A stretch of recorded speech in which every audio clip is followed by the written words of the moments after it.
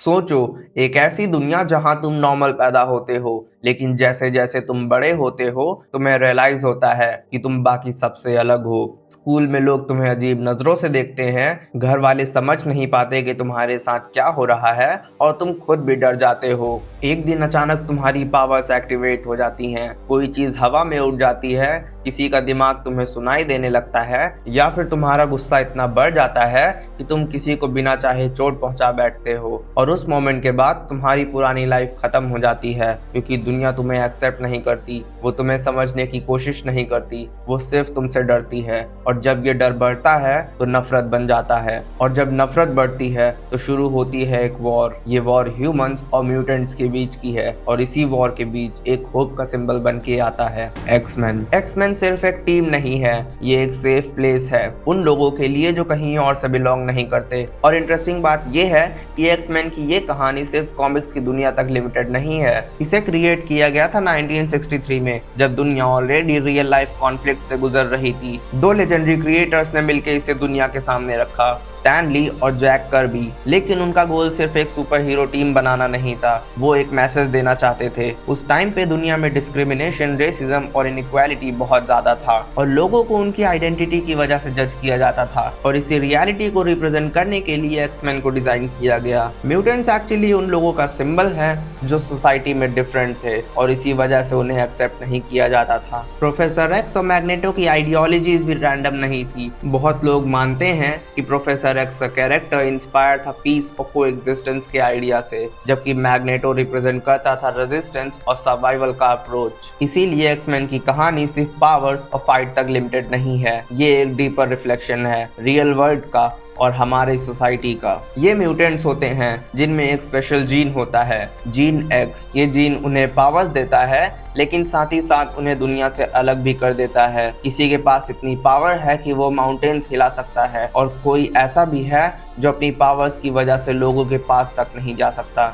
और यही आयरनी है एक्समैन की दुनिया की, जितनी पावरफुल तुम्हारी एबिलिटी होती है उतना ही अकेला तुम फील करते हो। लेकिन इस डार्कनेस में एक आदमी था जिसे अब भी होप दिख रही थी, प्रोफेसर चार्ल्स जेवियर। एक ऐसा इंसान जो कि सिर्फ एक म्यूटेंट नहीं बल्कि एक ड्रीमर था। वो बिलीव करता था कि ह्यूमंस और म्यूटेंट्स एक साथ रह सकते हैं, बिना फाइट के, बिना फियर के। उसने एक स्कूल बनाया, Xavier school for gifted youngers. लेकिन ये स्कूल सिर्फ पढ़ाई के लिए नहीं था, ये एक शेल्टर था, एक फैमिली थी जहाँ लोगों को जज नहीं किया जाता था, जहाँ तुम अपने रियल सेल्फ के साथ रह सकते थे। यहाँ म्यूटेंट्स को सिर्फ अपनी पावर्स यूज करना नहीं बल्कि उन्हें कंट्रोल करना सिखाया जाता था, क्योंकि प्रोफेसर एक्स जानता था पावर अगर कंट्रोल में ना हो तो वो ब्लेसिंग नहीं डिस्ट्रक्शन बन जाती है। लेकिन हर कहानी में सिर्फ होप नहीं होती, कुछ लोग ऐसे भी होते हैं जिनके लिए दुनिया ने इतना पेन क्रिएट किया होता है कि वो होप पर बिलीव करना छोड़ देते हैं। और यहाँ एंट्री होती है मैग्नेटो की। मैग्नेटो एक विलेन जरूर है, लेकिन वो गलत नहीं लगता। उसने दुनिया की वर्स्ट साइड देखी है, उसने देखा है कि लोग डर की वजह से कितने क्रूएल हो जाते हैं, और इसीलिए उसने डिसाइड किया कि अब म्यूटेंट्स को किसी से डरने की जरूरत नहीं है। उसका मानना है अगर दुनिया तुम्हें एक्सेप्ट नहीं करती तो तुम दुनिया को चेंज करो फोर्स से, और यही उसे प्रोफेसर एक्स से अलग बना देता है। दोनों एक ही चीज चाहते हैं, म्यूटेंट्स का फ्यूचर सेफ हो, लेकिन उनके रास्ते अलग हैं। एक पीस चाहता है और दूसरा पावर, और इसी डिफरेंस ने उन्हें दोस्त से एनिमीज बना दिया। इसी कॉन्फ्लिक्ट के बीच एक्समैन के मेंबर्स अपनी अपनी बैटल्स लड़ रहे होते हैं, जैसे वुल्वरीन, एक ऐसा इंसान जिसे याद ही नहीं कि वो कौन था, जिसका पास्ट एक्सपेरिमेंट्स और पेन से भरा हुआ है। उसके पास हीलिंग पावर है जिससे वो इजीली मर नहीं सकता, और ये उसकी पावर नहीं, ये उसका सबसे बड़ा श्राप है, क्योंकि हर बार जब वो जख्मी होता है और सोचता है ये बैटल उसकी आखिरी है, वो हील हो जाता है, पर उसकी हीलिंग आसान नहीं होती। वो हर बार मरने से भी ज्यादा दर्द सहता है, और शायद इसी वजह से एक्समैन में हर कोई अपनी पावर्स के साथ एक बर्डन लेकर चल रहा है। साइक्लॉप्स एक परफेक्ट सोल्जर, एक डिसिप्लिन्ड लीडर, लेकिन एक ऐसा इंसान जो अपनी आंखों को भी कंट्रोल नहीं कर सकता। उसकी पावर्स उसकी स्ट्रेंथ है और उसका बिगेस्ट बर्डन भी। साइक्लॉप्स के लिए पावर एक रिस्पॉन्सिबिलिटी है, एक कंट्रोल का गेम है, लेकिन हर पावर इतनी सीधी नहीं होती।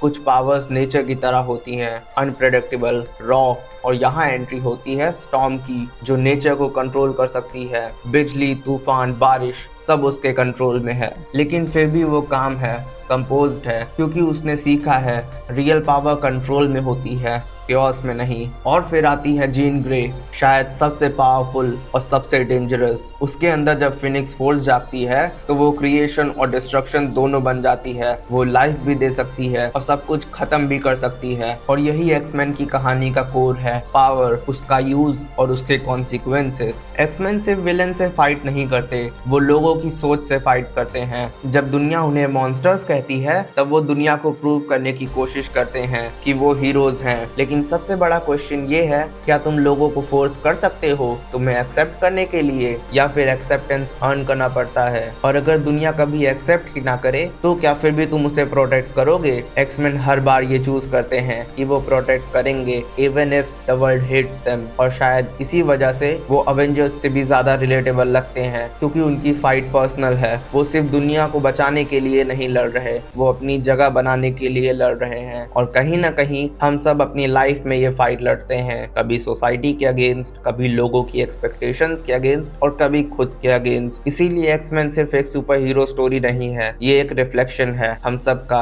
एक रिमाइंडर कि डिफरेंट होना गलत नहीं होता। और अगर दुनिया तुम्हें समझ नहीं पाती तो इसका मतलब ये नहीं कि तुम गलत हो, शायद इसका मतलब ये है कि तुम यूनिक हो, और शायद इसी यूनिकनेस में तुम्हारी रियल स्ट्रेंथ छुपी है। तो जब भी तुम एक्समैन को देखो, उन्हें सिर्फ सुपर हीरोज की तरह नहीं, उन्हें उन लोगों की तरह देखो जो हर दिन एक ऐसी दुनिया में जी रहे हैं जो उन्हें एक्सेप्ट नहीं करती, फिर भी वो उसी दुनिया को बचाने का फैसला लेते हैं। और ऑनेस्टली उससे ज्यादा हीरोइक क्या ही हो सकता है। तो ये थी एक्समैन की कोर स्टोरी, जिसे होपफुली मैंने बहुत डीपली एक्सप्लेन किया होगा। तो अगर तुम्हें वीडियो अच्छा लगा हो तो लाइक करो, कमेंट में बताओ तुम्हें नेक्स्ट वीडियो किस टॉपिक पे चाहिए, और चैनल को सब्सक्राइब करो। मैं ऐसा ही कंटेंट लाता रहता हूँ और इससे अच्छा लाने की कोशिश करूंगा। मिलते हैं नेक्स्ट वीडियो में, तब तक के लिए बाय बाय।